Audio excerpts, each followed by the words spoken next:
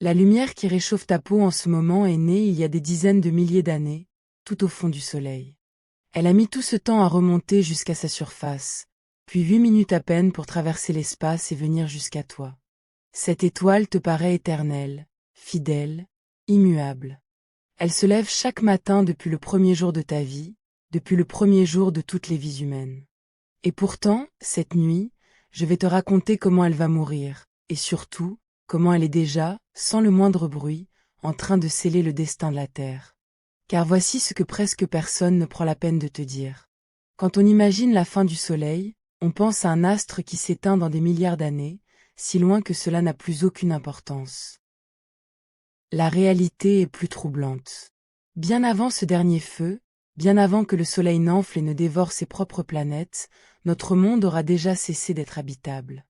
Le coup décisif viendra beaucoup plus tôt qu'on ne l'imagine, et ses premiers signes sont déjà inscrits dans l'étoile. Reste avec moi cette nuit, et tu vas comprendre pourquoi, et combien de temps il nous reste vraiment. Commence par regarder le Soleil tel qu'il est aujourd'hui, car pour comprendre sa fin, il faut connaître sa vie. C'est une étoile, une parmi les centaines de milliards qui peuplent notre galaxie, ni la plus grande ni la plus petite, ni la plus chaude ni la plus froide. Une étoile ordinaire, en somme, et c'est justement cette banalité qui fait sa beauté, car son histoire est celle de presque toutes les étoiles de son espèce. Tu l'imagines là, suspendue dans le vide, une immense boule de gaz brûlant, si grande que tu peinerais à concevoir sa taille. Plus d'1 million de terres pourraient tenir à l'intérieur. Sa surface dépasse les 5000 degrés, et en son cœur, là où tout se joue, la température atteint 15 millions de degrés. C'est un objet d'une violence inouïe, et pourtant, vu depuis la Terre, il n'est qu'un disque doux et régulier qui se lève et se couche sans jamais faillir. Arrête-toi un instant sur cette idée, car elle a de quoi émerveiller. Le Soleil n'a pas de surface solide sur laquelle on pourrait poser le pied. Ce n'est pas un astre de roche comme la Terre, mais une boule de gaz incandescent, dont les couches s'étagent du centre brûlant jusqu'à la peau plus froide, sans frontières nettes, sans sol, sans rivage. Si tu pouvais en approcher, tu ne rencontrerais aucun mur, seulement un gaz de plus en plus dense et de plus en plus chaud à mesure que tu plongerais vers le cœur. Et ce gaz n'est pas tout à fait celui que tu connais. La chaleur y est si grande que les atomes y sont arrachés à leurs électrons, brisés en un mélange électrique de particules que l'on nomme plasma. C'est de ce plasma, agité de courants et de tourbillons, parcouru de champs magnétiques immenses, qu'est faite l'étoile entière. À sa surface, ce plasma bouillonne et frémit, soulevé par la chaleur qui monte des profondeurs, et de grandes cellules de matière s'élèvent, déversent leur chaleur, puis redescendent, dans un mouvement perpétuel qui ne s'arrête jamais. Le Soleil que tu vois si calme est en réalité un océan de feu en ébullition constante. Et parfois, sur cette surface en mouvement, naissent des taches plus sombres, des régions un peu moins chaudes où le champ magnétique se concentre et freine la montée de la chaleur. Parfois jaillissent des arches de plasma incandescents, qui s'élèvent au-dessus de la surface en boucles immenses avant de retomber, suivant les lignes invisibles du magnétisme solaire. Et parfois l'étoile lance vers l'espace de grandes bouffées de matière et de lumière, des éruptions dont l'écho, plusieurs jours plus tard, vient parfois illuminer le ciel des régions polaires de la Terre de longues draperies colorées. Tout cela, ce sont les humeurs du Soleil, les frémissements de sa vie présente. Il n'est pas l'astre figé et parfait que l'on imagine, mais un être changeant, traversé de marées et d'orages, vivant à sa façon une existence d'étoile. Le Soleil a aujourd'hui un peu plus de 4 milliards et demi d'années. 4 milliards 600 millions d'années, pour être plus juste. C'est un chiffre que tu ne peux pas vraiment ressentir, car aucune expérience humaine n'en approche. Songe seulement que toute l'histoire des hommes, depuis les premières peintures sur les parois des grottes jusqu'à cette nuit, tient dans un battement de cils à l'échelle de la vie du Soleil. Il était déjà vieux de milliards d'années quand la première cellule est apparue dans les océans de la Terre. Il brillait déjà quand les dinosaures parcouraient les continents, et il brillera encore longtemps après que toute trace de notre passage aura disparu. Et pourtant, aussi ancien soit-il, le Soleil n'est qu'à la moitié de sa course. Il lui reste à peu près autant de temps à vivre qu'il en a déjà vécu. Tu te trouves, en quelque sorte, au midi de sa journée, à l'instant le plus stable, le plus tranquille, de sa longue existence. Il faut que tu comprennes comment le Soleil brille, car c'est là le secret de tout ce qui va suivre. Au plus profond de l'étoile, dans ce cœur où la chaleur et la pression sont écrasantes, les noyaux des atomes d'hydrogène se rencontrent et fusionnent. L'hydrogène est l'élément le plus simple, le plus léger, le plus ancien de l'univers, celui qui s'est formé en abondance peu après la naissance du cosmos. Dans le cœur du Soleil, ces noyaux d'hydrogène se rapprochent jusqu'à se souder les uns aux autres, et de cette union naît un élément un peu plus lourd, l'hélium. À chaque fois que cette fusion se produit, une infime quantité de matière se transforme en énergie, et c'est cette énergie, répétée d'innombrables fois chaque seconde, qui fait briller le Soleil. C'est cette énergie qui, après un long voyage à travers les couches de l'étoile, finit par s'échapper sous forme de lumière et de chaleur, traverse l'espace, et vient réchauffer ta peau quand tu te tiens dehors par un jour clair. Mais ce voyage de la lumière, depuis le cœur jusqu'à ta peau, est lui-même une histoire stupéfiante, et il vaut la peine que tu la connaisses. Quand une parcelle d'énergie naît au centre du Soleil, dans le feu de la fusion, elle ne file pas tout droit vers l'extérieur. Le cœur de l'étoile est si dense, la matière y est si compacte, que cette énergie se trouve aussitôt absorbée, renvoyée, déviée, réabsorbée, encore et encore, des milliards et des milliards de fois. Elle erre à travers les couches, rebondissant sans fin, avançant d'un pas, reculant de deux, prisonnière de la densité du Soleil. Et il lui faut, pour franchir la distance qui sépare le cœur de la surface, un temps prodigieux, des dizaines de milliers d'années, peut-être davantage. Songe à cela. La lumière qui te réchauffe aujourd'hui est née au cœur du Soleil il y a des dizaines de milliers d'années, à une époque où les hommes vivaient encore dans les cavernes. Elle a mis tout ce temps à remonter vers la surface, puis, une fois libérée, elle a traversé l'espace en 8 minutes à peine pour venir jusqu'à toi. La part lente du voyage se fait à l'intérieur de l'étoile. La part rapide, à travers le vide. Et c'est ainsi qu'un rayon de soleil, sur ta peau, porte en lui une patience de plusieurs milliers d'années. Cette énergie, quand elle atteint enfin la surface et s'échappe, ne se contente pas de réchauffer. Elle nourrit. Songe que toute la vie de la Terre, ou presque, vit de cette lumière. Les plantes la captent et la transforment en matière vivante. Les animaux mangent les plantes, et de proche en proche, toute la grande trame du vivant remonte à ce rayonnement venu du soleil. Le vent qui souffle, la pluie qui tombe, les courants des océans, tout cela est mu par la chaleur solaire. Le soleil est le grand moteur, la source presque unique de l'énergie qui anime ta planète. Sans lui, la Terre ne serait qu'un caillou gelé, sombre et mort, perdu dans la nuit. C'est sa lumière patiente, échappée de son cœur après des millénaires de voyage, qui fait de notre monde un lieu vivant, tiède et lumineux. Garde cela en mémoire, car cela rend plus émouvant encore le voyage que tu fais cette nuit vers le terme de cette étoile nourricière. Imagine un instant l'ampleur de ce qui se passe là-haut. À chaque seconde, le Soleil transforme des centaines de millions de tonnes d'hydrogène en hélium. À chaque seconde, une partie de cette matière disparaît, convertie en pure lumière. Le Soleil maigrit, en somme, à chaque battement de son cœur, perdant à chaque instant une masse considérable. Et pourtant il est si vaste, sa réserve d'hydrogène est si immense, que cette perte ne l'entame guère. Il peut continuer ainsi pendant des milliards d'années, brûlant son combustible avec une régularité absolue, comme une horloge nucléaire que rien ne dérègle. Cette stabilité n'est pas un hasard. Elle vient d'un équilibre parfait entre deux forces qui s'opposent.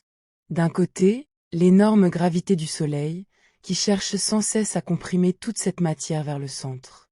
Et de l'autre, la chaleur dégagée par la fusion, qui pousse vers l'extérieur et empêche l'effondrement. Ces deux forces se tiennent en respect, et de leur lutte muette naît la lumière tranquille que tu connais. Il y a, dans cet équilibre, une sagesse cachée qui mérite que tu t'y arrêtes. Ce n'est pas un équilibre fragile, qu'un rien viendrait rompre.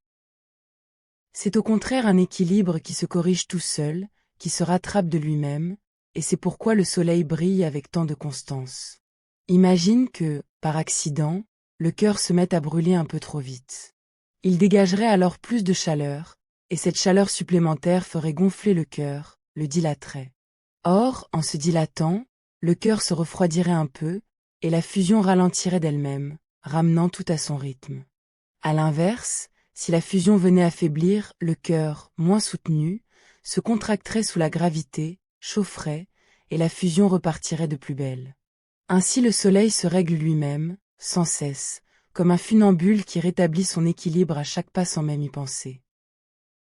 Cette stabilité tranquille, cette capacité de l'étoile à se maintenir d'elle-même pendant des milliards d'années, est l'une des merveilles silencieuses de l'univers, et c'est elle qui a permis à la vie de naître et de s'épanouir sur Terre, à l'abri d'un astre fidèle qui ne vacille jamais. C'est un équilibre, mais c'est un équilibre vivant, qui change sans rate au fil du temps.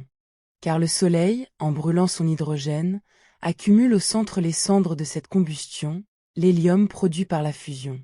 Cet hélium s'amasse dans le cœur, le rend plus dense, plus lourd, et pour maintenir l'équilibre contre cette densité croissante, le cœur doit se contracter un peu et chauffer davantage. Et plus le cœur chauffe, plus la fusion s'accélère, et plus le Soleil brille. Voilà une chose étonnante, et que peu de gens savent. Le Soleil n'a pas toujours brillé comme aujourd'hui. À sa naissance, il était bien moins lumineux qu'à présent, peut-être un tiers moins éclatant. Et depuis, sans que personne ne s'en aperçoive, il a brillé toujours un peu plus fort, année après année, siècle après siècle. Ce mouvement est si lent qu'aucune vie humaine n'en perçoit l'effet, mais à l'échelle des âges, il est inéluctable. Le Soleil s'éclaire. Et c'est par là que commencera, un jour, la fin. Laisse-toi maintenant glisser en avant dans le temps. Quitte le présent, abandonne cette nuit, et porte-toi vers l'avenir, sans crainte, comme on suit une rivière vers son embouchure. Tu avances de millions d'années à chaque souffle, et tu regardes le soleil briller toujours, au-dessus d'une terre qui change de visage. Les continents glissent et se rejoignent, les montagnes s'élèvent et s'érodent, les espèces apparaissent et disparaissent, mais le soleil demeure, un peu plus brillant à chaque grande époque que tu traverses. Tu franchis des centaines de millions d'années, puis tu approches d'un seul lointain, situé à environ 1 milliard d'années dans l'avenir. Et là, quelque chose se met à changer pour de bon sur la Terre, bien avant la véritable agonie du Soleil. Car le Soleil, à cette époque, brille assez fort pour bouleverser le climat de notre planète. Sa lumière accrue réchauffe la Terre au-delà de ce que la vie, telle que nous la connaissons, peut supporter. L'eau des océans, peu à peu, commence à s'évaporer en plus grande quantité, et la vapeur d'eau dans l'air retient la chaleur, ce qui réchauffe encore davantage, ce qui évapore encore plus d'eau. C'est un emballement, un cercle qui se referme sur lui-même. Tu vois, à mesure que tu avances, les mers reculer, les vastes étendues bleues se réduire, l'air se charger d'une moiteur brûlante. Ce n'est pas une catastrophe soudaine, pas une explosion, pas un cataclysme. C'est un changement lent, étalé sur des dizaines de millions d'années, presque imperceptible à l'échelle d'une vie, mais irrésistible à l'échelle des âges. La Terre, en douceur, cesse peu à peu d'être le monde tempéré et bleu que tu connais. Tu peux imaginer, en avançant dans ce temps lointain, ce que deviendrait le paysage. Les grandes calottes de glace, depuis longtemps fondues. Les côtes redessinées, puis englouties, puis exondées de nouveau à mesure que les mers se retirent. Les forêts cédant la place à des étendues plus arides, la vie se repliant vers les pôles, vers les hauteurs, vers les rares endroits où l'eau et la fraîcheur subsistent encore. Ce ne serait pas un monde mort, du moins pas tout de suite, mais un monde transformé, plus chaud, plus sec, où la vie, tenace, chercherait refuge là où elle le pourrait. Car la vie est obstinée, et elle sait se cacher, se réfugier dans les profondeurs de la roche, dans les sources chaudes, dans les recoins que la chaleur n'atteint pas encore. Longtemps, sans doute, quelque chose résisterait. Mais le soleil, lui, continuerait de croître, sourd et patient, et il viendrait un jour où même les derniers refuges seraient gagnés par la chaleur. Alors la terre, peu à peu, deviendrait un monde de déserts et de roches nues, ses océans envolés vers le ciel, sa surface brûlante sous un soleil toujours plus ardent. Mais souviens-toi, encore une fois, de l'échelle de tout cela. Ce que je te décris s'étale sur des centaines de millions d'années, un temps si vaste qu'il rend dérisoire toute inquiétude. Entre chaque étape de ce lent changement, des millions de générations pourraient encore se succéder. Rien ne se précipite, rien ne s'effondre d'un coup. C'est un glissement, une dérive, à la lenteur des choses cosmiques. Et qui peut dire ce que la vie aura inventé, d'ici là, pour se perpétuer? La vie a déjà traversé tant de bouleversements, tant d'extinctions, tant de chambardements du climat et des continents, et chaque fois elle a trouvé un chemin pour continuer. Il n'y a donc, dans cette image d'une terre réchauffée, nulle raison de s'attrister. C'est une page lointaine d'une histoire immense, Une page que ni toi ni personne ne lira jamais autrement qu'en rêve, comme tu le fais cette nuit. Et il est important que tu retiennes ceci, car c'est l'une des grandes surprises de cette histoire. Bien avant que le Soleil ne devienne une géante rouge, bien avant qu'il n'enfle et ne menace d'engloutir les planètes, la Terre sera déjà devenue inhospitalière, par le seul effet de la lumière solaire qui se renforce. Ce n'est pas la fin spectaculaire du Soleil qui rendra notre planète invivable, mais ce réchauffement patient, survenant bien plus tôt. Songe que cela laisse encore un temps immense, 1 milliard d'années, durant lequel la vie pourrait perdurer sur Terre sous une forme ou une autre, peut-être changée du tout au tout, peut-être réfugiée dans les profondeurs, mais présente encore. 1 milliard d'années, c'est plus de temps qu'il n'en a fallu pour que la vie, partie de quelques cellules, donne naissance à tout ce que tu connais. Il n'y a donc, dans tout cela, aucune urgence. Tu peux regarder ce lent changement avec la sérénité de celui qui sait qu'il n'arrivera pas de son vivant, ni de celui de personne. Tu poursuis ton voyage vers l'avenir, et tu laisses derrière toi cette terre transformée. Tu continues d'avancer, traversant d'autres centaines de millions d'années, et tu te diriges vers un instant bien plus lointain encore, situé à quelques 5 milliards d'années d'aujourd'hui. C'est là que le Soleil, ayant brillé pendant des temps inconcevables, arrive enfin au terme de sa longue jeunesse. C'est là que le cœur de l'étoile, après avoir sans relâche converti son hydrogène en hélium pendant des milliards d'années, finit par épuiser sa réserve. Le combustible vient à manquer. Au plus profond du Soleil, là où la fusion entretenait l'équilibre depuis si longtemps, l'hydrogène se fait rare, puis disparaît presque tout à fait. Et alors, pour la première fois de sa très longue vie, le Soleil bascule hors de sa tranquillité. Suis bien ce qui se passe à présent, car c'est le tournant de toute l'histoire. Quand l'hydrogène du cœur est épuisé, la fusion qui s'y produisait s'arrête, et l'énergie qui poussait vers l'extérieur cesse d'être produite au centre. L'équilibre se rompt. La gravité, qui n'a plus rien pour la contenir, l'emporte et le cœur d'hélium, désormais inerte, se met à se contracter sur lui-même. Or, en se contractant, le cœur s'échauffe encore davantage, car c'est le propre de la matière comprimée que de chauffer. Cette chaleur grandissante se transmet aux couches qui entourent le cœur, là où il reste encore de l'hydrogène inutilisé. Et voilà que dans cette enveloppe, autour du cœur mort, l'hydrogène se met à fusionner à son tour, dans une coquille qui ceint le centre comme un anneau de feu. La fusion ne s'éteint donc pas. Elle se déplace. Elle quitte le cœur pour gagner les couches qui l'entourent, et elle y brûle avec une vigueur nouvelle. Cette fusion en coquille, plus intense que celle d'autrefois, dégage une énergie considérable, et cette énergie repousse les couches extérieures du Soleil vers le dehors. L'étoile, alors, commence à gonfler. Tu la regardes enfler peu à peu, déborder de ses anciennes limites, s'étendre dans l'espace comme une bulle qui se dilate. Et tandis qu'elle grossit, sa surface s'éloigne du cœur, et plus une surface s'éloigne de la source de chaleur, plus elle se refroidit. Le Soleil, en enflant, devient plus froid à sa surface, et sa couleur, qui était d'un blanc-jaune éclatant, vire au orange, puis au rouge. Voilà pourquoi on appelle cette phase la géante rouge. L'étoile devient immense et rouge, dilatée, boursouflée, 1000 fois plus volumineuse qu'aujourd'hui, et pourtant plus froide dans sa peau, d'un rouge profond et sourd, comme une braise qui rougeoie dans la nuit. Arrête-toi un instant sur cette image, car elle est l'une des plus saisissantes de ton voyage. Le Soleil, ce disque modeste que tu connais, va devenir une boule rouge colossale, si vaste qu'elle remplira une bonne partie du ciel. Son rayon va croître de façon démesurée, jusqu'à dépasser des dizaines, puis des centaines de fois sa taille actuelle. Imagine ce que cela signifie pour les planètes les plus proches. Mercure, la première, la plus petite et la plus rapide, qui tourne au plus près du Soleil, sera tout simplement avalée. La géante rouge s'étendra bien au-delà de son orbite, et la petite planète sombrera dans les couches brûlantes de l'étoile, comme une pierre dans l'eau, fondue et dissoute sans laisser de traces. Vénus, la deuxième planète, brillante et nuageuse, connaîtra le même sort, engloutie à son tour par l'astre qui ne cesse de croître. Le Soleil, en grandissant, dévore ses propres enfants, ces mondes nés en même temps que lui du même nuage de matière.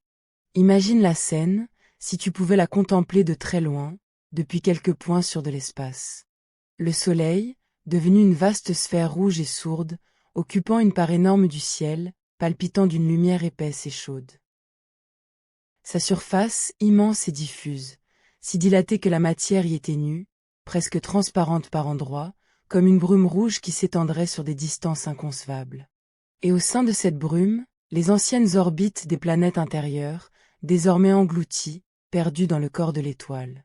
Mercure, la première, n'aura été qu'une bouchée. Vénus, sa sœur, l'aura suivie. Ces deux mondes, qui auront tourné autour du Soleil pendant plus de 10 milliards d'années, auront disparu en lui, fondus dans sa chaleur, rendus à la matière indistincte de l'étoile dont ils étaient issus. Il y a quelque chose de vertigineux à songer qu'un astre peut ainsi rappeler à lui les mondes qu'il a vus naître, refermer sur eux son étreinte de feu après les avoir éclairés pendant des éternités. Et tandis que le Soleil enfle ainsi, sa lumière, bien que rouge et plus froide en surface, devient bien plus abondante encore, car l'étoile est devenue si grande que sa surface totale, malgré sa moindre chaleur, rayonne une énergie colossale. Les mondes plus lointains, eux, connaîtront un sort tout autre que ceux du dedans. Songe aux grandes lunes glacées qui tournent au loin, autour des planètes géantes, ces astres de glace qui, dans le système solaire que tu connais, sont figés dans un froid extrême.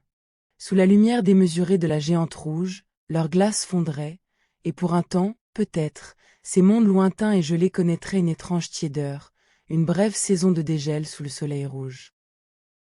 Qui sait quelles eaux y couleraient alors, quelle mer s'y formerait pour un bref moment cosmique, à des distances qui sont aujourd'hui des déserts de glace. Le déclin du soleil, en repoussant vers le dehors sa chaleur, déplacerait ainsi la zone tempérée du système solaire, faisant fleurir un instant les confins après avoir brûlé le centre. Et la Terre, dans tout cela, quel sera son destin? Voilà une question qui a longtemps occupé ceux qui scrutent le ciel, et dont la réponse demeure incertaine, suspendue entre deux possibilités. Car le rayon de la géante rouge atteindra à peu près l'orbite actuelle de la Terre, voire la dépassera. Notre planète se trouvera donc juste à la limite, juste au bord du gouffre. Peut-être sera-t-elle engloutie elle aussi, plongée dans les couches rouges du soleil dilaté, et anéantie comme Mercure et Vénus avant elle. Mais peut-être y échappera-t-elle de justesse, pour une raison étonnante. Souviens-toi que le soleil, en devenant géante rouge, perd une part de sa masse, soufflée vers l'espace par sa propre chaleur. Et quand une étoile perd de la masse, son attraction faiblit, et les planètes qui tournent autour d'elle s'éloignent un peu, glissant vers des orbites plus larges. La Terre pourrait ainsi reculer juste assez pour échapper à l'engloutissement, restant à la lisière de la fournaise sans y tomber tout à fait. Nul ne sait, aujourd'hui, lequel de ces deux destins l'attend. Mais dans un cas comme dans l'autre, il y a longtemps que la Terre ne sera plus le monde vivant que tu connais. Brûlée, stérile, balayée par le souffle de l'étoile, elle ne sera plus qu'un caillou rôti tournant au bord d'un brasier. Pourtant, même devant cette image, n'éprouve pas de tristesse. Songe à l'immensité du temps qui te sépare de cet instant. 5 milliards d'années. C'est plus que l'âge actuel du Soleil, plus que l'âge de la Terre elle-même. Entre cette nuit et ce jour lointain s'étend une durée si vaste qu'elle dépasse tout ce que l'esprit peut embrasser. Tout ce que les hommes ont jamais fait, tout ce qu'ils feront dans les siècles à venir, tient dans une fraction infime de cet intervalle. Qui peut dire ce que sera devenue la vie, d'ici là? Qui peut dire si quelque descendance lointaine de l'humanité, ou de toute autre forme de vie, n'aura pas depuis longtemps quitté la Terre pour d'autres mondes, autour d'autres étoiles, parmi les innombrables soleils de la galaxie? Ces questions n'ont pas de réponse, et c'est très bien ainsi. Elles ouvrent l'esprit plutôt qu'elles ne l'angoissent. Le destin de la Terre, sous le soleil enflé, est une chose si lointaine qu'elle appartient au domaine du rêve, et tu peux la contempler avec la même paix que tu mettrais à regarder les étoiles d'une nuit d'été. Reviens à présent au cœur du soleil, car c'est là que se joue la suite, dans ce centre dense et brûlant que tu as vu se contracter. Tandis que l'étoile enfle au dehors, le cœur d'hélium, lui, continue de se comprimer et de chauffer, encore et encore. Et il atteint enfin une température extraordinaire, de l'ordre de 100 millions de degrés, un seuil bien plus élevé que celui qui suffisait à brûler l'hydrogène. À cette chaleur prodigieuse, un nouveau prodige devient possible. L'hélium, cette cendre de la première combustion, ce déchet inerte que le Soleil avait accumulé pendant des milliards d'années, se met à brûler à son tour. Les noyaux d'hélium se rapprochent, fusionnent, et de leur union naît un élément plus lourd encore, le carbone. Ce carbone qui forme la trame de toute vie, le squelette des êtres vivants, le charbon des feux et le diamant des profondeurs. Et parfois, en s'unissant encore, ces noyaux donnent naissance à l'oxygène. Cet oxygène que tu respires en ce moment même, sans y penser, à chacun de tes souffles. Il y a là de quoi rester songeur un long moment. Le carbone qui forme la trame de ton corps, l'oxygène qui emplit tes poumons, ces éléments mêmes que les étoiles fabriquent en mourant, voilà ce que le cœur du soleil produira dans cette phase de sa vieillesse. La fusion de l'hélium est l'atelier où se forgent ces briques de la vie. 3 noyaux d'hélium qui se rencontrent et s'unissent donnent un noyau de carbone. Un noyau de carbone qui capture un noyau d'hélium de plus donne un noyau d'oxygène. C'est là, dans cette alchimie des cœurs stellaires, que naissent les éléments dont tu es fait. Et ce qui se produira un jour dans le cœur du soleil mourant s'est déjà produit, autrefois, dans le cœur d'étoiles plus anciennes, celles dont les cendres ont formé le nuage d'où le soleil et la terre sont nés. Ainsi, le carbone de ton corps a été forgé de cette façon même, dans le cœur d'étoiles disparues, bien avant la naissance de notre soleil. Tu portes en toi l'œuvre d'étoiles mortes.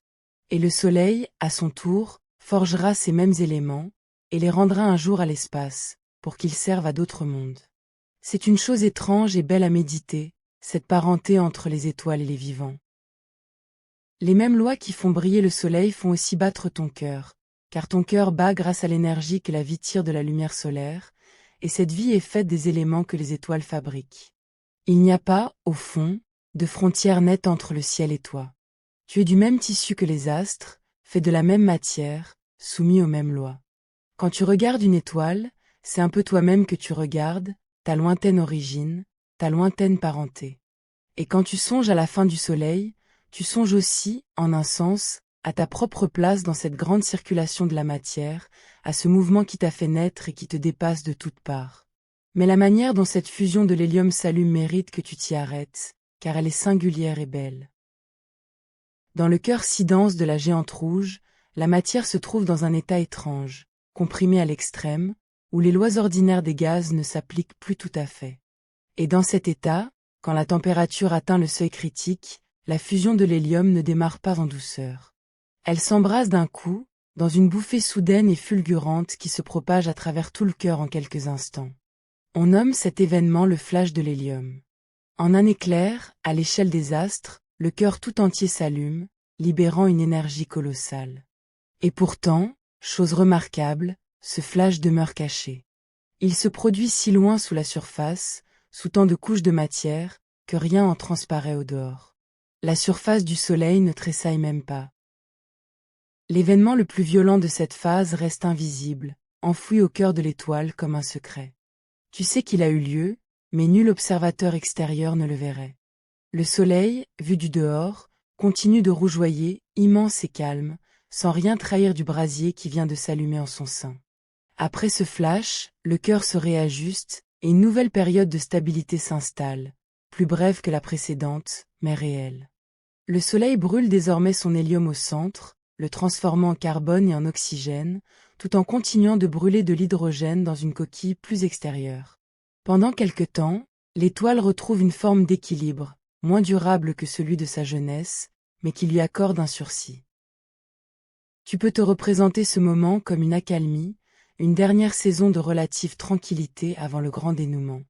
L'hélium, cependant, ne dure pas aussi longtemps que l'hydrogène. Le Soleil le consume bien plus vite, en quelques dizaines de millions d'années seulement, le temps d'un battement de cils à l'échelle où tu voyages désormais. Et de nouveau, comme pour l'hydrogène autrefois, le combustible finit par s'épuiser. Le cœur, devenu de carbone et d'oxygène, n'a plus rien à brûler. Ici, il faut que tu saisisses une chose essentielle sur la nature de notre Soleil, une chose qui détermine toute la suite de son destin. Le Soleil est une étoile modeste, de masse moyenne. Et cette modestie, qui pourrait sembler une faiblesse, est en réalité ce qui lui vaut une fin douce. Car pour brûler le carbone et l'oxygène, pour aller plus loin dans la fabrication des éléments lourds, il faudrait des températures plus extrêmes encore, et pour atteindre ces températures, il faudrait une masse bien plus grande, une gravité bien plus écrasante. Les étoiles très massives, elles, poursuivent la fusion jusqu'au fer, empilant les éléments lourds au centre, et finissent par s'effondrer et exploser dans une déflagration titanesque, la supernova, l'un des événements les plus violents de l'univers. Mais le Soleil n'a pas cette masse. Il est trop léger pour aller jusque-là. Jamais il ne brûlera son carbone. Jamais il ne connaîtra la supernova. Sa fin sera tout autre, plus calme, plus lente, plus belle peut-être. Le Soleil ne mourra pas dans la fureur. Il mourra dans une longue exhalaison, comme un souffle qui s'éteint. Et il y a, dans cette douceur de la fin du Soleil, une leçon que tu peux emporter avec toi dans le sommeil. Les choses les plus durables ne sont pas les plus violentes. Les étoiles géantes, qui brûlent leur combustible avec fureur et finissent dans le fracas de la supernova, ne vivent que quelques millions d'années, une durée brève à l'échelle du cosmos. Elles brillent fort, mais peu de temps. Le Soleil, lui, brûle son hydrogène avec une lenteur économe, et c'est pourquoi il vit si longtemps, 10 milliards d'années de stabilité tranquille. Sa modération est le secret de sa durée. Et ce sont justement les étoiles de cette sorte, modestes et patientes, qui offrent à la vie le temps dont elle a besoin pour naître et s'épanouir. Les étoiles flamboyantes meurent trop vite pour qu'autour d'elles la vie ait le loisir d'apparaître. Il faut la patience d'un soleil, sa lente combustion, sa stabilité de plusieurs milliards d'années, pour que sur une planète bien placée la vie puisse se développer sans hâte. Tu dois ainsi ton existence non à l'éclat, mais à la mesure de ton étoile, à sa façon tranquille de durer. Songe à tout ce qui s'est passé sur Terre pendant que le Soleil brûlait ainsi son hydrogène, sans hâte, depuis sa naissance.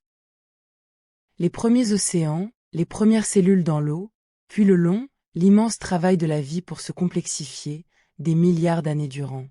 Les premiers animaux, les premières plantes, la conquête des terres émergées, la valse des continents, les grandes extinctions et les renaissances qui les suivirent. Et tout au bout de cette longue histoire, depuis un temps infime, l'apparition d'être capable de lever les yeux vers le ciel et de se demander d'où vient le soleil, et où il va. Toute cette histoire, prodigieuse, s'est déroulée pendant la seule première moitié de la vie du soleil. Il reste encore autant de temps devant lui.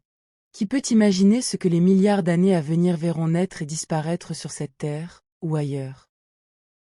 L'avenir est aussi vaste que le passé, et le soleil, fidèle, l'éclairera tout du long, jusqu'à son propre crépuscule, encore si lointain. Regarde donc ce qui se passe quand le cœur de carbone, à son tour, cesse de brûler. De nouveau le cœur se contracte, de nouveau il chauffe, mais cette fois il n'atteindra jamais le seuil qui permettrait d'allumer une nouvelle fusion. Il reste là, dense et inerte, à se comprimer sans pouvoir se rallumer. Au dehors, cependant, le soleil traverse ses derniers soubresauts. Les couches qui entourent le cœur, où brûlent encore l'hélium et l'hydrogène en coquille, deviennent instables. L'étoile se met à pulser, à se dilater et à se contracter par à-coups, comme une poitrine qui respire avec peine. À chaque pulsation, elle souffle vers l'espace une partie de ses couches extérieures. Ces grandes bouffées de matière, lentes et amples, détachent peu à peu l'enveloppe du soleil, la dispersant dans le vide alentour. L'étoile se dépouille, couche après couche, comme un arbre qui perdrait ses feuilles dans le vent d'automne, sauf que ces feuilles sont des nappes de gaz vastes comme des mondes, et que le vent qui les emporte est le souffle même de l'étoile mourante. Représente-toi ce souffle, ce vent stellaire, comme une longue respiration de l'astre arrivé au terme de sa vie. Le soleil, dans cette phase, devient instable, agité de pulsations amples et lentes. Il se dilate, puis se contracte, puis se dilate de nouveau, et chacune de ces pulsations chasse vers le dehors une nappe de matière. Ce ne sont pas des explosions, mais des expirations, profondes et calmes, comme celles d'un dormeur. À chaque souffle, l'étoile s'allège un peu, perd une part d'elle-même, et la rend à l'espace. Et ce vent, bien que lent, est si vaste qu'il emporte des quantités de matière prodigieuses, des nappes de gaz larges comme des orbites entières. Au fil des millénaires, couche après couche, le Soleil se défait ainsi de la majeure partie de son enveloppe, ne gardant que son cœur. Il rétrécit en quelque sorte par le dehors, dévoilant peu à peu son centre, tandis que la matière soufflée s'éloigne en sphères concentriques, comme les rides d'une eau où l'on aurait jeté une pierre, mais des rides de gaz lumineux qui s'étendent sur des distances inconcevables. Et tout cela se déroule dans un silence absolu. Car dans le vide de l'espace, aucun son ne se propage. Ce grand effeuillage du Soleil, cette dispersion majestueuse de ses couches, s'accomplit sans le moindre bruit, dans le calme parfait du cosmos. Tu peux l'imaginer comme un ballet muet, lent et solennel, où l'étoile se dépouille de ses voiles l'un après l'autre, les laissant flotter et s'éloigner dans la nuit. Il n'y a là nulle agitation, nul fracas, seulement le déploiement patient et silencieux d'une matière qui s'en retourne à l'espace d'où elle était venue. Et c'est cette image-là, peut-être, qu'il faut garder, celle d'une fin paisible et silencieuse, d'un astre qui rend ses couches au vide avec la même douceur qu'une fleur qui se défait pétale après pétale. C'est un spectacle d'une grande douceur, si tu sais le regarder. Il n'y a là nulle violence, nulle explosion. Seulement un lent effeuillage, un dépouillement patient. Le soleil rend à l'espace, peu à peu, la matière dont il était fait. Ces couches qu'il avait gardées prisonnières pendant des milliards d'années, il les libère enfin, les laisse partir, les confie au vide d'où elles étaient venues. Et à mesure que l'enveloppe se disperse, le cœur brûlant qu'elle cachait se trouve peu à peu mis à nu. Ce cœur, ce centre de carbone et d'oxygène d'une densité et d'une chaleur inouïes, commence à apparaître, dévoilé par le retrait des couches extérieures. Et sa lumière, sa terrible lumière ultraviolette, jaillit alors et vient frapper les nappes de gaz qui s'éloignent. Et c'est ici que se produit l'un des plus beaux phénomènes de tout l'univers. Car cette lumière qui frappe le gaz dispersé le fait briller. Comme un rayon de soleil traversant un vitrail le fait resplendir de couleurs, le rayonnement du cœur dénudé illumine les couches qu'il vient d'abandonner, et les fait luire de teintes admirables. Le gaz, excité par cette lumière, se met à rayonner à son tour, chaque élément avec sa couleur propre. L'hydrogène donne des rouges profonds, des roses tendres. L'oxygène donne des verts et des bleus translucides. Et toutes ces teintes se mêlent en une vaste coquille lumineuse, une bulle de gaz coloré qui se déploie dans l'espace autour de l'étoile mourante. On nomme cette merveille une nébuleuse planétaire. Le nom est trompeur, car elle n'a rien à voir avec les planètes. Ce sont les astronomes d'autrefois qui, les voyant à travers leurs lunettes imparfaites comme de petits disques flous, les confondirent avec des planètes lointaines, et leur donnèrent ce nom qui leur est resté. Mais en vérité, une nébuleuse planétaire est tout autre chose. C'est le suaire lumineux d'une étoile, le vêtement de gaz qu'elle abandonne en mourant, illuminé une dernière fois par la braise de son cœur. Prends le temps de contempler cette beauté, car c'est elle, peut-être, le sommet de ton voyage. Songe que le ciel, vu d'autres mondes, est parsemé de ces nébuleuses, ces fleurs de gaz nées de la mort des étoiles. Il en est une que les astronomes appellent la nébuleuse de l'hélice, une vaste coquille colorée qui ressemble, vue de loin, à un grand œil ouvert dans le cosmos, cerné d'anneaux de gaz rouge et bleu.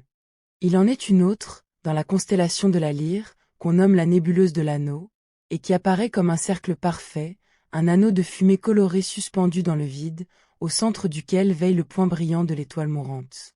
Ces objets, qui flottent à des distances inconcevables, sont les portraits de ce que deviendra notre Soleil.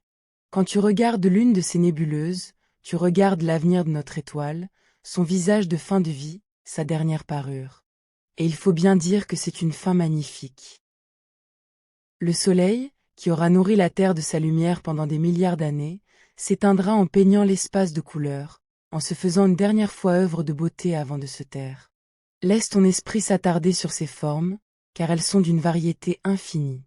Aucune nébuleuse planétaire ne ressemble tout à fait à une autre. Certaines forment des anneaux presque parfaits, comme des bagues de fumée colorée. D'autres dessinent de grands papillons aux ailes déployées, deux lobes de gaz symétriques échappés de l'étoile centrale. D'autres encore se déploient en sablier, en spirale, en bulles concentriques, en jets opposés, sculptés par les vents de l'étoile et par les champs magnétiques qui l'entourent. Ce sont des œuvres uniques, façonnées par le hasard et par les lois de la matière, des fleurs de lumière qui s'épanouissent dans le vide pour quelques milliers d'années avant de se faner. Et chacune d'elles raconte la même histoire que celle du Soleil, l'histoire d'une étoile de masse modeste qui, parvenue au terme de sa vie, a soufflé son enveloppe vers l'espace et l'a illuminée du dernier éclat de son cœur. Quand les astronomes observent ces nébuleuses, ils contemplent autant de tombeaux lumineux, mais des tombeaux qui sont aussi des semailles, car le gaz qu'ils dispersent retournera un jour nourrir d'autres étoiles. Songe que ces couleurs, qui te paraîtraient si vives sur une image, sont en réalité d'une délicatesse extrême, des lueurs si ténues qu'il faut des instruments puissants et de longues pauses pour les révéler. À l'œil nu, dans le vide noir, une nébuleuse planétaire ne serait souvent qu'un pâle fantôme, un voile à peine perceptible. Mais sa lumière, captée et recueillie avec soin, dévoile alors des teintes d'une finesse admirable, des dégradés de rouge et de turquoise, des nappes vertes translucides, des bords ourlés de rose. C'est une beauté discrète, presque secrète, une beauté qui ne s'impose pas mais qui se mérite, qui se révèle à qui prend le temps de la regarder. Et c'est cette beauté-là, fragile et fugace, qui couronnera la fin du soleil. Notre étoile ne s'éteindra pas dans l'obscurité, mais dans une dernière floraison de lumière, une parure éphémère offerte au cosmos, que d'éventuels regards lointains, sur d'autres mondes, contempleraient peut-être un jour sans savoir qu'ils regardent les funérailles du soleil. Mais cette beauté ne dure pas. Une nébuleuse planétaire est un phénomène fugace, à l'échelle des astres. Les couches de gaz, en s'éloignant, se diluent dans l'immensité, s'étalent, se dispersent, et peu à peu cessent de briller. En quelques dizaines de milliers d'années seulement, ce qui n'est rien à l'échelle cosmique, la belle coquille colorée se défait et s'évanouit, rendue à l'obscurité du vide. La matière qu'elle contenait ne disparaît pas, bien sûr, mais elle se mêle au gaz épars qui flotte entre les étoiles, se fond dans les grands nuages froids de la galaxie. Et au centre, là où veillait l'étoile, ne demeure plus que le cœur dénudé, cette braise dense que le retrait des couches a mise à nu. Ce cœur, désormais seul dans le vide, n'a plus de couche autour de lui, plus de nébuleuse pour le parer. Il n'est plus qu'un petit objet brûlant, abandonné au milieu de l'espace, et c'est ce qu'on appelle une naine blanche. Considère bien cette naine blanche, car c'est ce que le soleil sera devenu, le terme presque ultime de son histoire. C'est un objet d'une nature très étrange, qui défie l'imagination. Songe que tout ce qui restait du cœur du soleil, une masse considérable, presque la moitié de la masse solaire d'aujourd'hui, se trouve désormais comprimé dans un volume minuscule, à peine plus grand que la Terre. Une masse d'étoiles dans le corps d'une planète. La matière y est assez à un point que rien, sur Terre, ne peut aider à concevoir. Une simple cuillerée de cette matière pèserait autant qu'une montagne. La naine blanche est si dense que sa gravité de surface dépasse de très loin tout ce que tu connais, et que ses atomes eux-mêmes y sont écrasés, dépouillés de leurs enveloppes, tassés les uns contre les autres dans un état que l'on ne rencontre nulle part dans le monde ordinaire. C'est un objet né de la mort, fait de carbone et d'oxygène pressés à l'extrême, une braise du soleil réduite à la taille d'un monde. Et ce qui la maintient, cette naine blanche, contre sa propre gravité, est une chose étrange et subtile. Tu te souviens que dans le soleil vivant, c'était la chaleur de la fusion qui empêchait l'effondrement, qui poussait vers l'extérieur pour contrer la gravité. Mais la naine blanche ne fusionne plus rien. Elle n'a plus de chaleur nouvelle à opposer à son propre poids.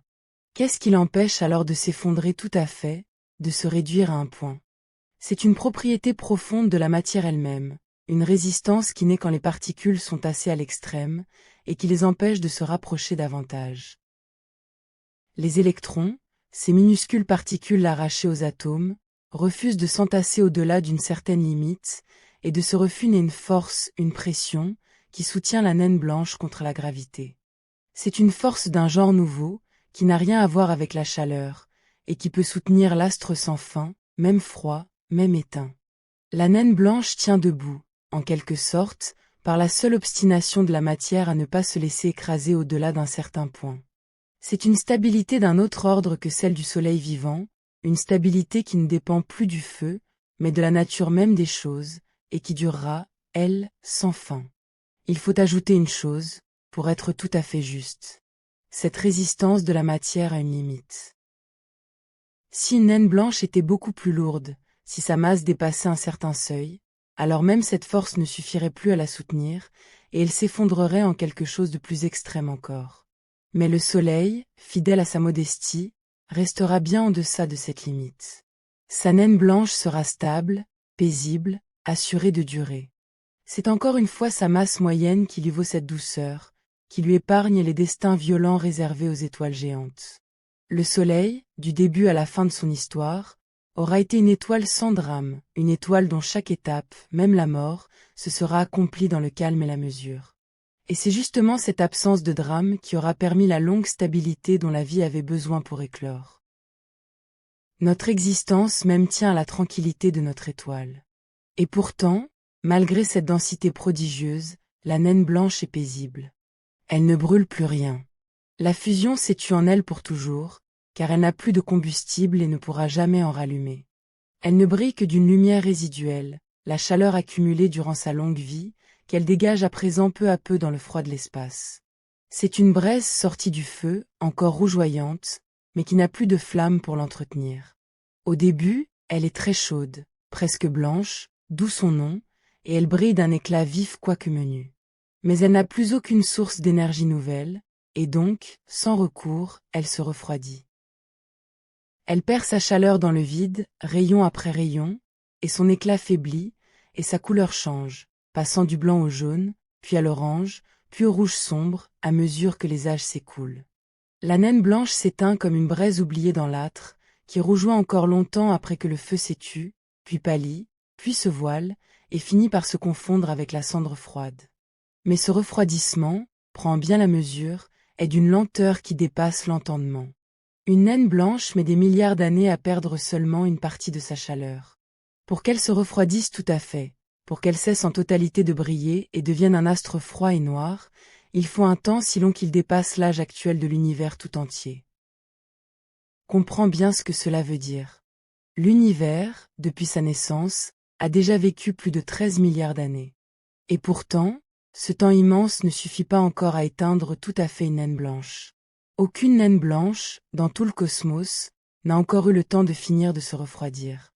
Toutes celles qui existent, nées de toutes les étoiles mortes depuis le commencement, brillent encore un peu, tièdes ou refroidissantes, mais aucune n'est tout à fait éteinte. L'astre froid et noir que deviendra le Soleil à la toute fin, ce que l'on nomme une naine noire, n'existe encore nulle part.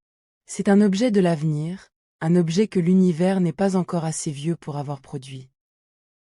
Le Soleil, en devenant naine blanche, entamera ainsi le plus long et le plus paisible des sommeils, un refroidissement si lent qu'il s'étendra bien au-delà de tout ce qui existe aujourd'hui. Arrête-toi sur cette image, car elle a une grandeur tranquille. Une braise tiède, de la taille de la Terre, faite de carbone et d'oxygène pressés à l'extrême, suspendue dans le vide noir, et qui refroidit avec une lenteur qui dépasse toute mesure.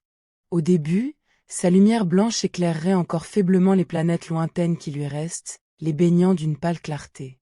Puis, au fil des milliards d'années, cette lumière faiblirait, virerait au jaune pâle, puis à l'orange, puis à un rouge de plus en plus sombre, de plus en plus discret, jusqu'à n'être plus qu'une lueur infime dans la nuit. Le soleil, jadis si éclatant qu'on ne pouvait le regarder en face, ne serait plus alors qu'un point rouge presque éteint, une dernière braise du grand feu qu'il fut. Et même cela durerait des temps immenses, car la chaleur, dans cet astre dense, se conserve longtemps, comme une pierre chauffée tout le jour qui garde sa tiédeur tard dans la nuit. Il n'y a, dans ce refroidissement, nulle agonie, nulle souffrance. C'est le plus paisible des endormissements, le repos d'un astre qui a tout donné et qui s'éteint sans bruit, dans le silence éternel de l'espace.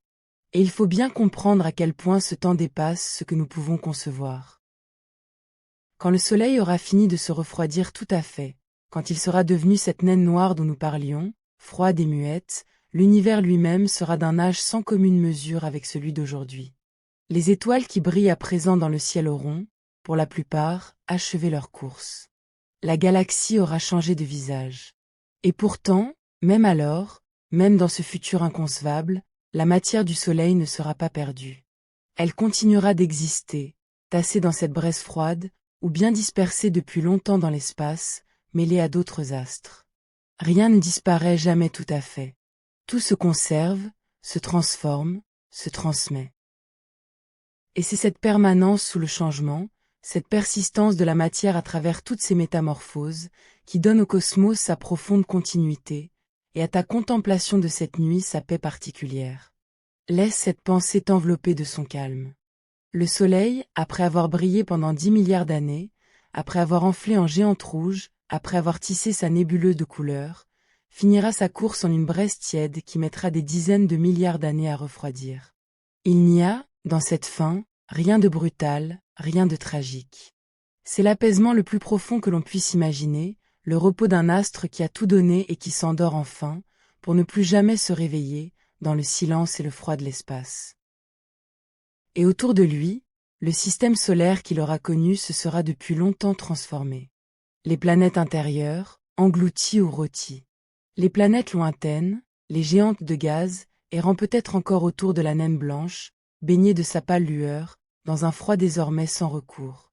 Tout ce monde, jadis vivant et changeant, réduit au silence autour de sa petite étoile éteinte. Et pourtant, même cette solitude finale a sa beauté tranquille. Imagine ce système solaire de la toute fin, des âges après que la nébuleuse se sera dissipée. Au centre, la naine blanche, petite et tiède, brillant d'une lueur pâle. Autour d'elle, les planètes géantes qui auront survécu, errant dans le froid sur leurs orbites élargies, baignées de cette faible clarté. Peut-être des débris, des fragments de mondes anciens, tournoyant encore dans le silence. Et au-delà, le grand vide étoilé, les autres soleils de la galaxie poursuivant leur danse lente. Ce serait un paysage d'un calme absolu, d'une paix que rien ne viendrait troubler, le repos d'un système solaire ayant achevé sa longue histoire. Il n'y a là rien de triste, à bien y regarder. C'est l'accomplissement d'un cycle, le terme naturel d'une existence stellaire, aussi juste et aussi paisible que le soir qui suit le jour. Toute chose, dans l'univers, a son commencement et sa fin. Il y a une grâce particulière à contempler une fin qui s'accomplit dans la douceur, sans violence, sans déchirement, comme le repos mérité au terme d'une longue course. Tu peux, si tu le souhaites, laisser ton esprit s'attarder un instant sur cette scène lointaine, comme on regarde un paysage du soir. La petite étoile blanche, tiède au milieu du froid.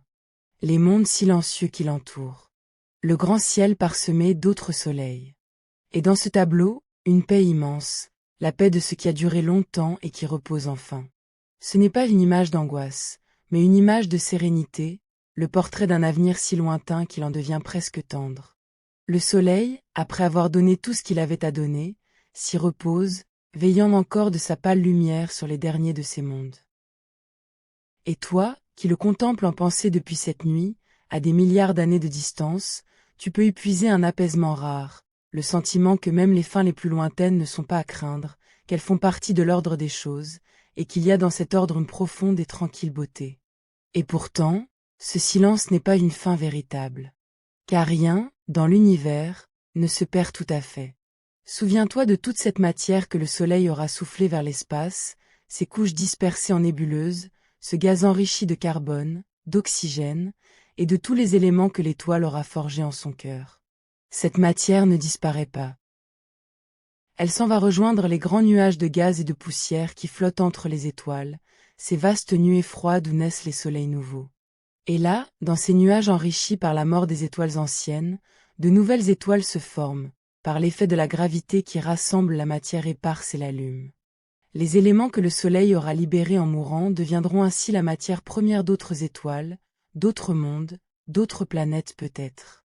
Le carbone forgé dans le cœur du soleil, l'oxygène né de sa fusion, s'en iront tisser de nouveaux astres, et qui sait, de nouveaux êtres vivants, sur des mondes qui n'existent pas encore.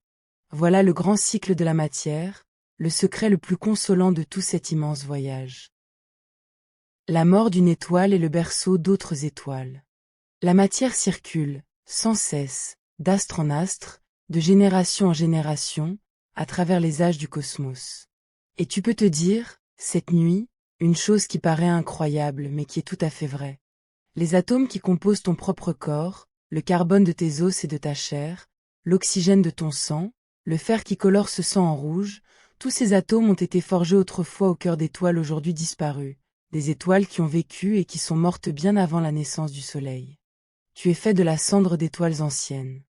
Et de même, un jour, dans des milliards d'années, des fragments du soleil iront former d'autres corps, d'autres êtres, sur d'autres mondes. Rien ne se perd. Tout se transforme et recommence.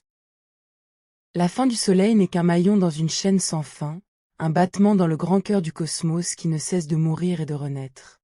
Pense à ce qu'il a fallu pour que tu existes.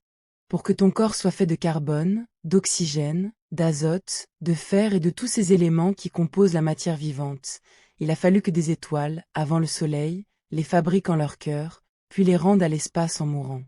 Il a fallu que ces éléments, dispersés dans les grands nuages de la galaxie, se rassemblent de nouveau, attirés par la gravité, pour former le nuage d'où sont nés le Soleil et son cortège de planètes.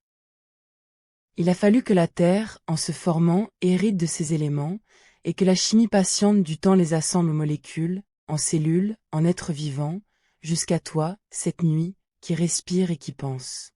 Tu es le fruit lointain de la mort des étoiles, l'aboutissement provisoire d'un long travail cosmique commencé bien avant le Soleil. Et le Soleil, à son tour, en mourant un jour, rendra ses éléments au grand réservoir d'où naîtront d'autres mondes. Ainsi se transmet, d'étoile en étoile, la matière qui fait les planètes et la vie, comme un flambeau que l'on passe de main en main à travers les âges du cosmos. Il y a, dans cette pensée, de quoi apaiser toute crainte de la fin. Car la fin, au fond, n'existe pas vraiment, dans cette grande danse de la matière. Il n'y a que des transformations, des passages, des métamorphoses. L'étoile qui meurt féconde l'espace. La nébuleuse qui se disperse enrichit les nuages. Les nuages qui s'effondrent allument de nouvelles étoiles.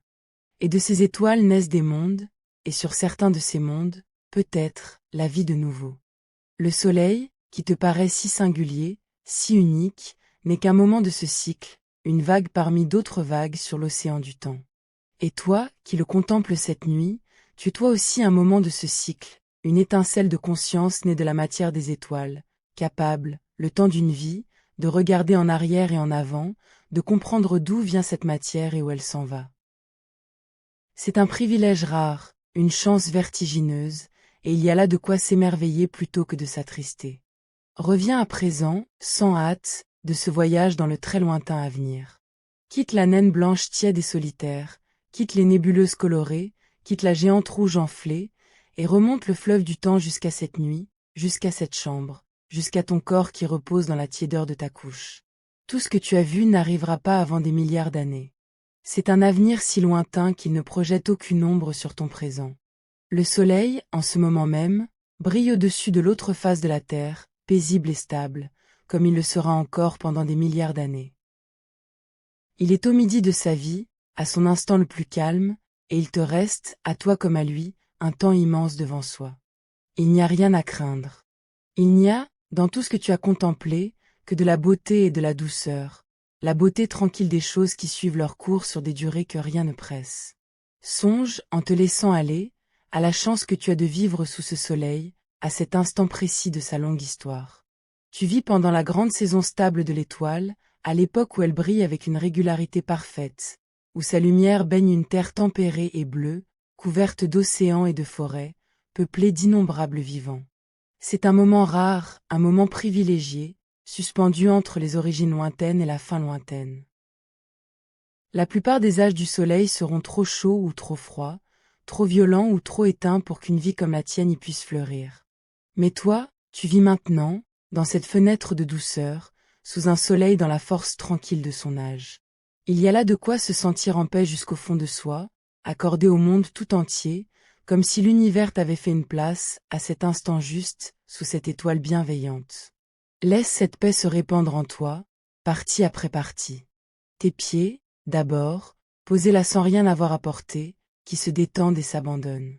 Tes jambes, lourdes et tranquilles, qui s'enfoncent dans le repos. Ton dos, qui s'étale et trouve son appui, vertèbre après vertèbre. Tes épaules, qui s'abaissent et se délient, libérées de toute charge. Ta nuque, ta mâchoire, ton front, qui se lissent à leur tour comme une eau qui s'apaise après que le vent est tombé. Il n'y a plus rien à tenir, plus rien à porter, plus rien à craindre. Le grand mouvement des étoiles se poursuit là-haut sans que tu aies y veillé, et tu peux te laisser glisser, en confiance, vers le sommeil qui monte. Ton souffle entre, calme, et descend dans ta poitrine. Ton souffle s'en va, et emporte avec lui un peu plus de ta fatigue.